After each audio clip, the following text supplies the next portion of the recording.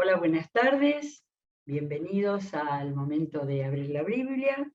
Yo la tengo abierta en Hebreos porque estamos llegando en el día de hoy al final del libro de los Hebreos, del libro de la carta dedicada a los Hebreos. Bien, estuve leyendo algunas cosas acerca de la posible autoría o no de la fecha, todo dudoso, muchas de esas cosas, pero algunos datitos pequeños interesantes acerca de la autoría, en primer lugar, de Apolos. Descubrí en los primeros tiempos, pero sobre todo por el hecho de que el último capítulo termina con saludos y habla de Timoteo. Entonces, la iglesia y los líderes del principio de los primeros años consideraron que sí, que eso era de Pablo. Pero luego avanzando el tema sobre todo de algunos datos que dije al principio, el estilo, el griego muy pulido, el hecho fundamental, Pablo menciona su nombre al comienzo de todas sus epístolas, entonces ese es un dato muy importante. Pero todo llevaba a un judío helenista, o sea, con formación griega, por lo tanto no alguien que haya sido de Palestina, pero sobre todo que no haya dirigido a hermanos de Palestina, del antiguo Israel, lo que él tenía para escribirle, ¿sí? La fecha, hay dos fechas posibles, una después del 65, ya estaba muerto Pablo ahí, o un poco, o también puede ser antes del 70, que fue cuando fue destruida el templo y Jerusalén, y donde fue desapareciendo todo el culto sacrificial, sacerdotal, del que hemos leído tanto, ¿sí? Qué interesante ese dato. Todo esto que está hablando es evidentemente a comunidades judías que todavía seguían con los sacrificios y con todo eso de lo cual él explica tanto. ¿Bien? De manera que la fecha posible entre 65 al 70. Y durante muchos años quedó eso como la autoría de Pablo, porque todas las cartas eran de Pablo, hasta que en la Reforma, los reformadores, 1517 en adelante, empezaron a cuestionarse y fue Martín Lutero el que dijo que para él era Apolos. De manera que con la dirección de Martín Lutero me siento más afirmada, y toda la gente que piensa que fue Apolo, no soy la única para nada. Bueno, acá estamos, terminando la carta, con tanto material, con tanto distinto. Una de las cosas que leí acerca del escritor, o sea, Apolos, digamos, era la alta formación teológica, al hablar de todos los temas que hemos estado leyendo en los capítulos del 4 al 7 al 8, acerca de la supremacía de Jesucristo sobre toda la historia antigua, ¿sí? Esa preparación que se considera que correspondería a Apolos. Pero bueno, lo que nos importa, por supuesto, es el texto. Dejamos allí en el capítulo 12 y nos falta terminar el 13, y donde hay un montón de material, un montón de material, porque este hombre que está hablando a los judíos para afirmar su fe cristiana desde su judaísmo, permanentemente vuelve a mencionar casos tan interesantes y tan firmes. Miren lo que descubrimos. 12, Hebreos 12, 14, ya lo leímos ayer, este comienzo donde está ese versículo tan hermoso. Bueno, el primero también, 14, busquen la paz con todos y la santidad, sin la cual nadie verá al Señor. Dos temas distintos. La paz con todos tenía que ver con la vida social, sí, con la vida de relación, con la vida de la iglesia también. Y la santidad, después de que había hablado en el versículo 16 del mismo capítulo, había hablado de la santidad, sin la cual ninguno verá al Señor. Así, era bien rotundo en sus afirmaciones. Y después el versículo 15, del cual dije, es tan maravilloso: asegúrense de que nadie deje de alcanzar la gracia de Dios. Y yo fui una de las tantas que saqué ese versículo, ¿no? Asegúrense que nadie deje de alcanzar la gracia de Dios. Pero ese versículo no está solo ahí, sino en todo lo que viene y en el ejemplo que usa. Ayer hablamos del de Saúl, lo leo rapidito. Sin que nadie deje de alcanzar la gracia de Dios, que ninguna raíz amarga brote y cause dificultades y corrompa a muchos.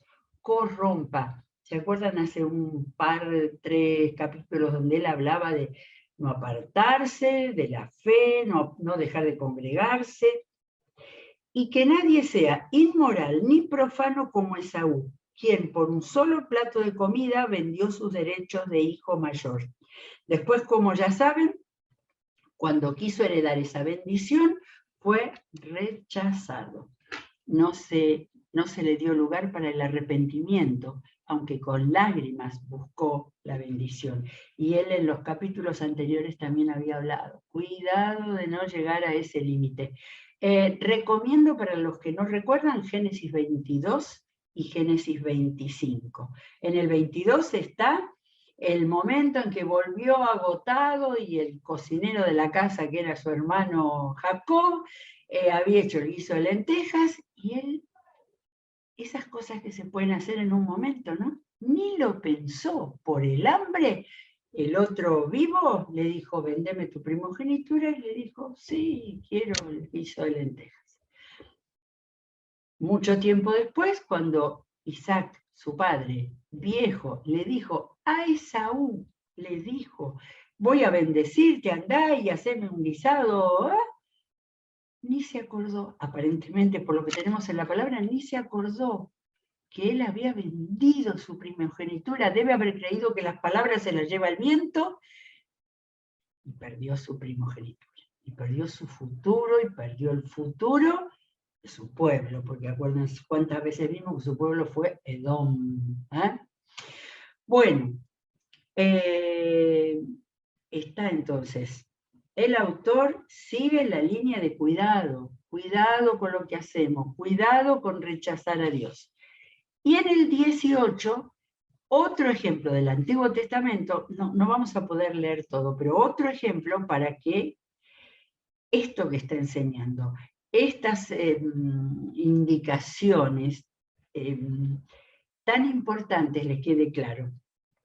Ustedes, 12, 18, ustedes no se han acercado a una montaña que se pueda tocar o que esté ardiendo en fuego, ni a oscuridad, tinieblas y tormenta, ni a sonido de trompeta, ni a tal clamor de palabras que quienes lo oyeron suplicaron que no se les hablara más, porque no podían soportar esta orden. Será apedreado todo el que toque la montaña, aunque sea un animal.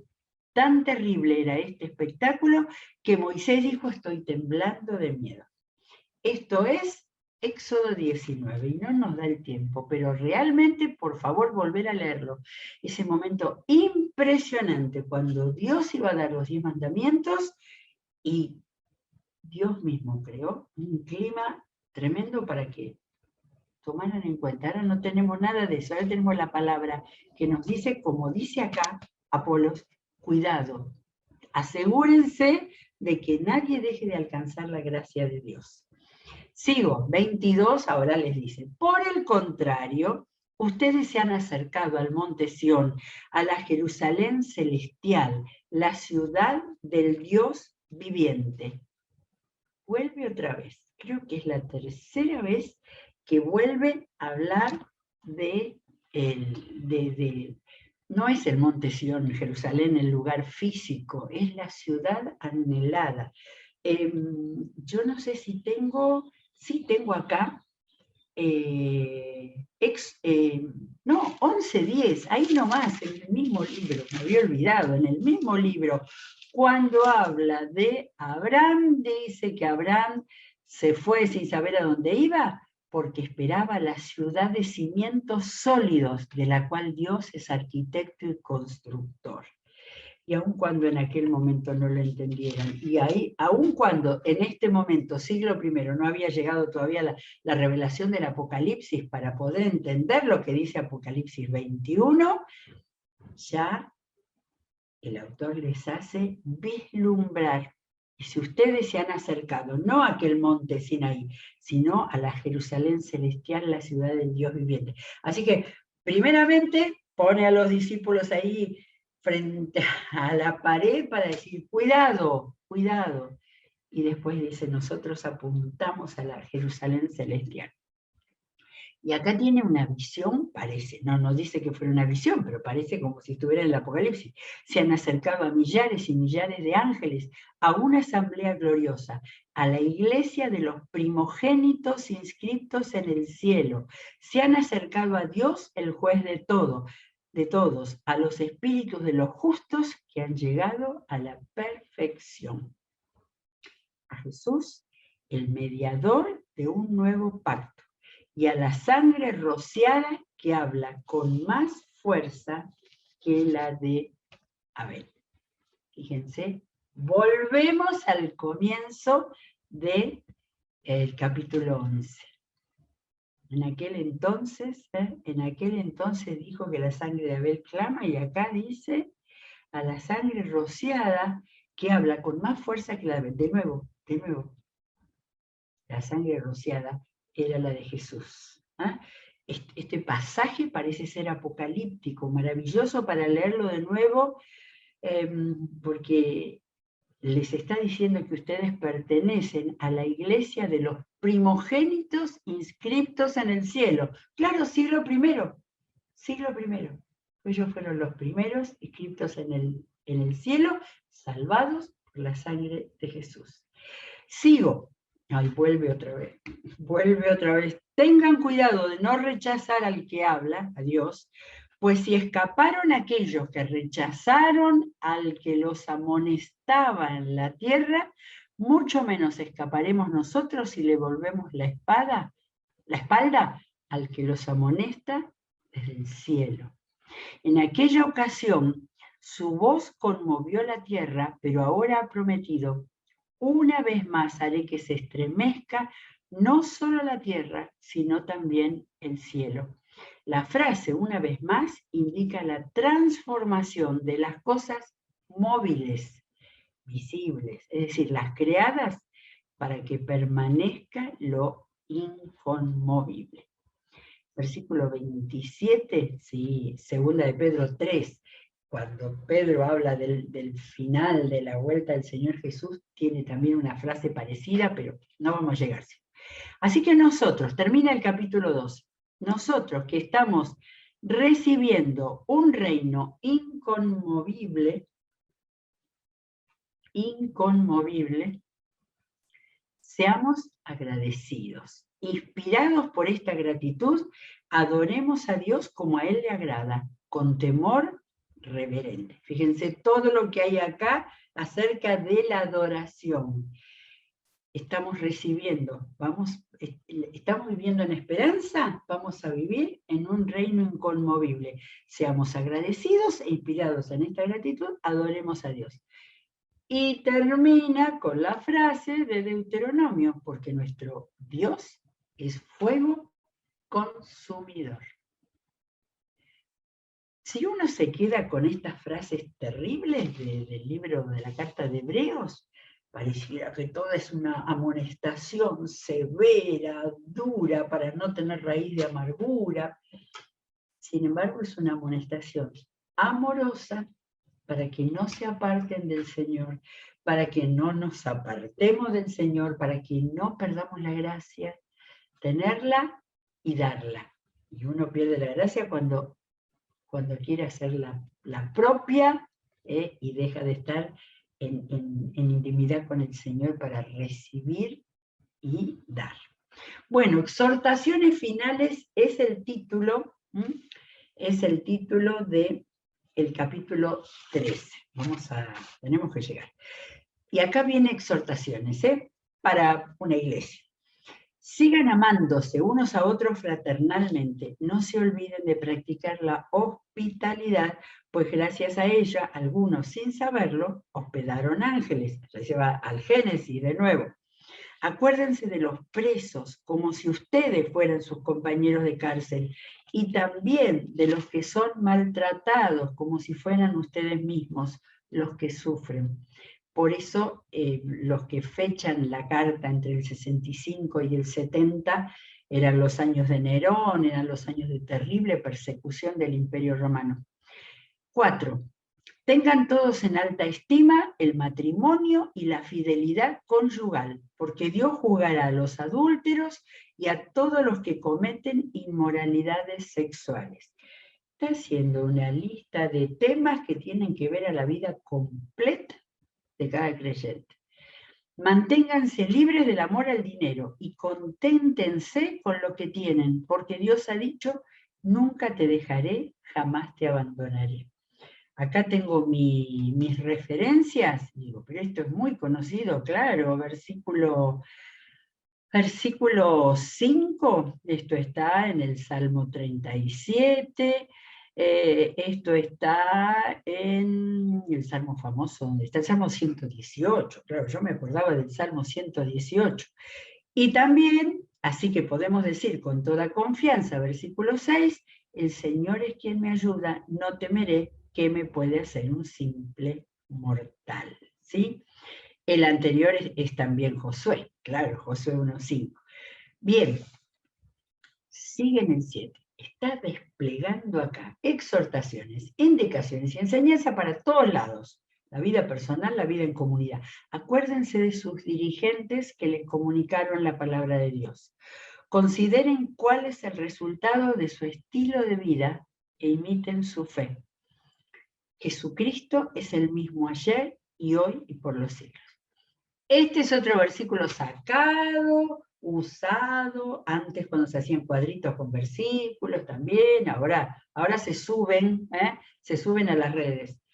Pero esto no lo dice porque sí, para poner como un sello. No. Está hablando de toda la vida personal, está hablando de estilo de vida, desde los líderes hasta cada uno personalmente. Y recuerda, ojo, porque Jesucristo es el mismo ayer y hoy por los siglos. Es el que estuvo en la creación, es el que vino a la tierra y dio su vida y por todos los siglos está a la derecha del Padre. No se olviden, o sea, la base para decir todo eso no son las capacidades de un buen maestro, es porque es el Señor el que lo manda. 9.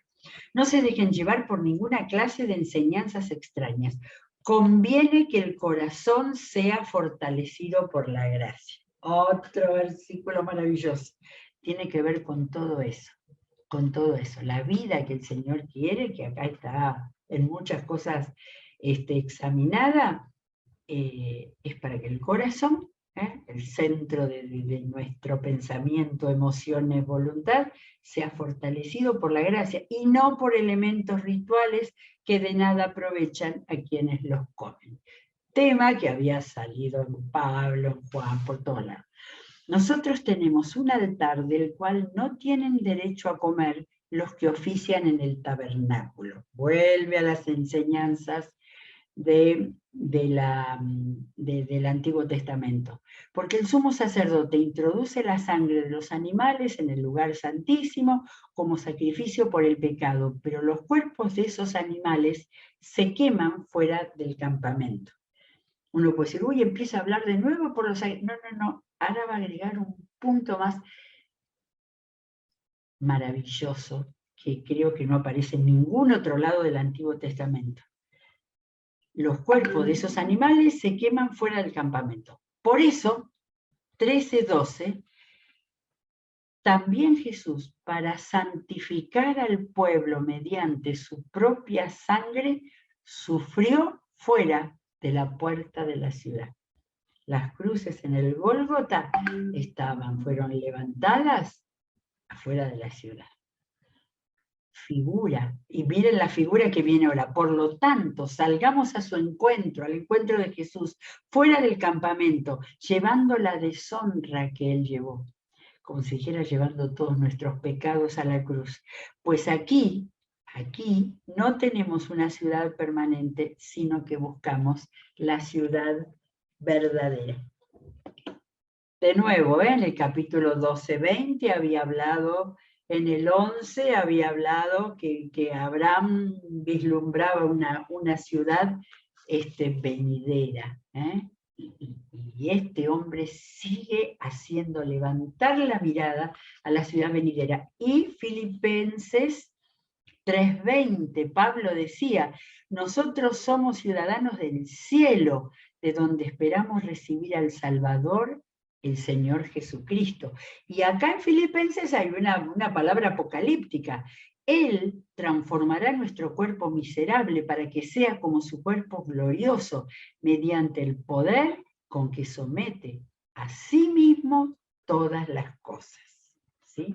De manera que ideas ahí concordantes entre Pablo y Apolos.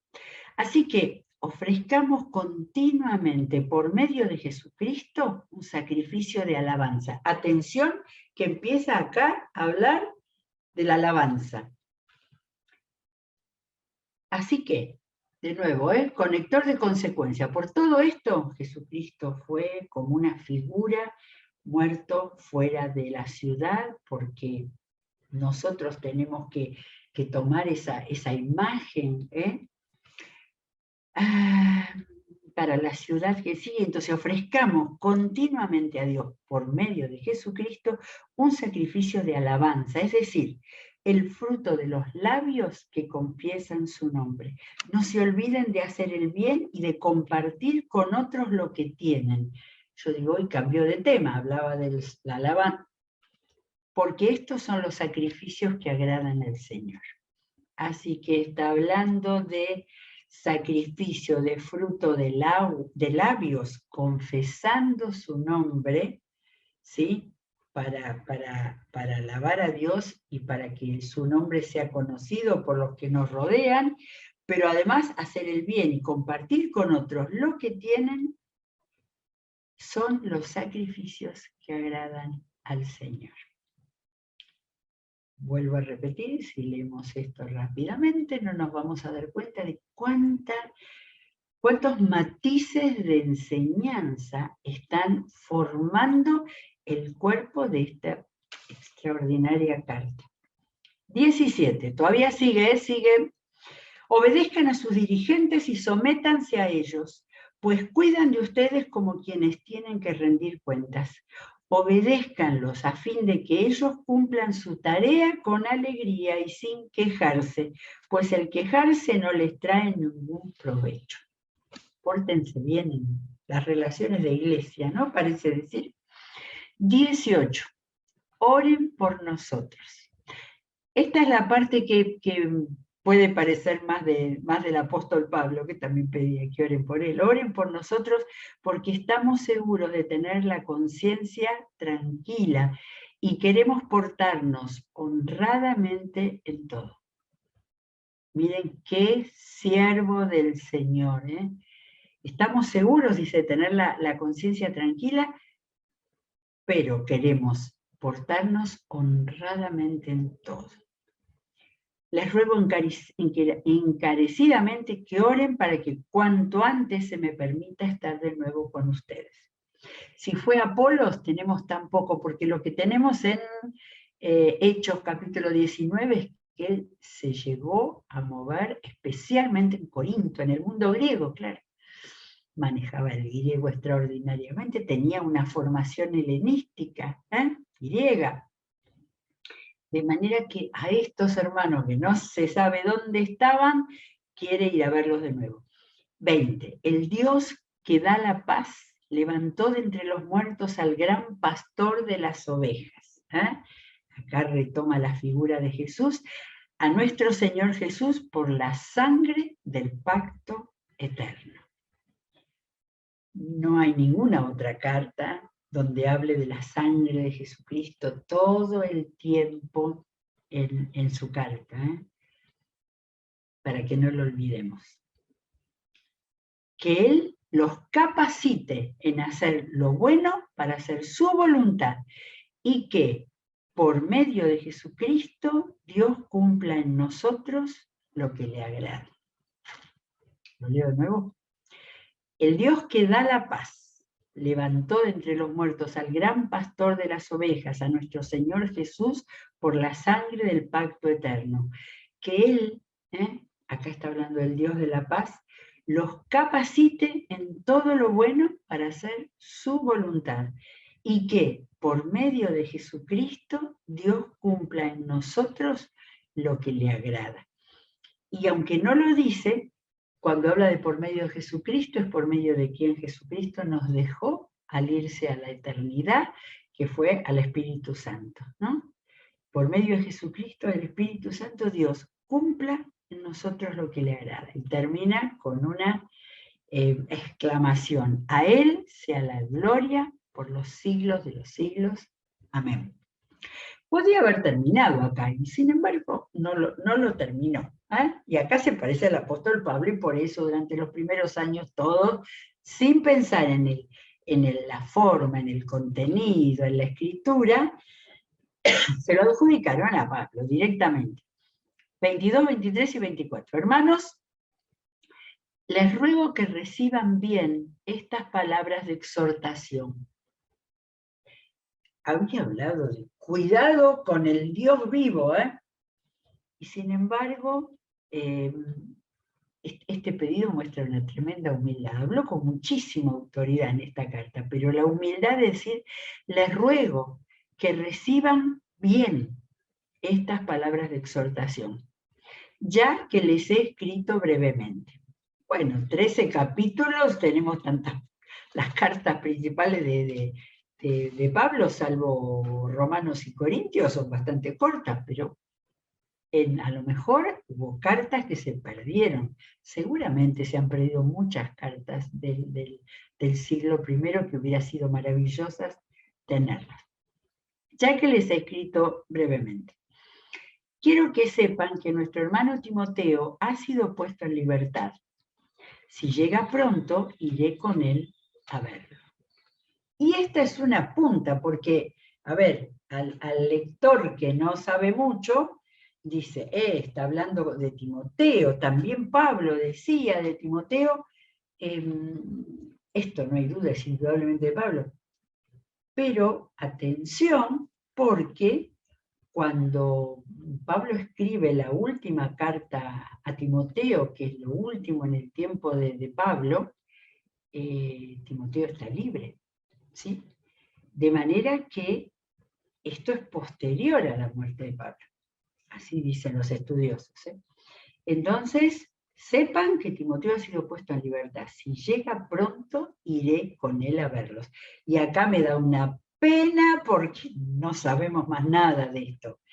Apolos con Timoteo, ir a ver, no sabemos si Europa, si Asia, si Roma, pero acá dice algo: saluden a todos sus dirigentes y a todos los santos. Los de Italia les mandan saludos.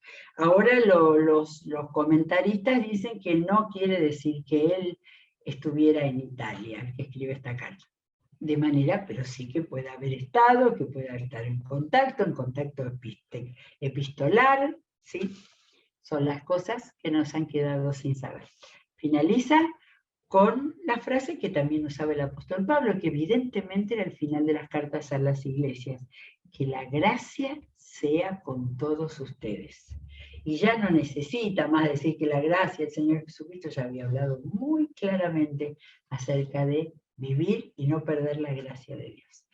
Bueno, maravilloso este libro de Hebreos. Cerramos la Biblia, gracias a Dios. Hay que volver a leerlo pronto, pronto, para seguir recibiendo toda esta exhortación que nos viene del siglo I, que es tan pertinente para nuestro tiempo también. Muy bien, seguimos con la programación. Que el Señor los bendiga y nos volvemos a encontrar, si Dios quiere, mañana.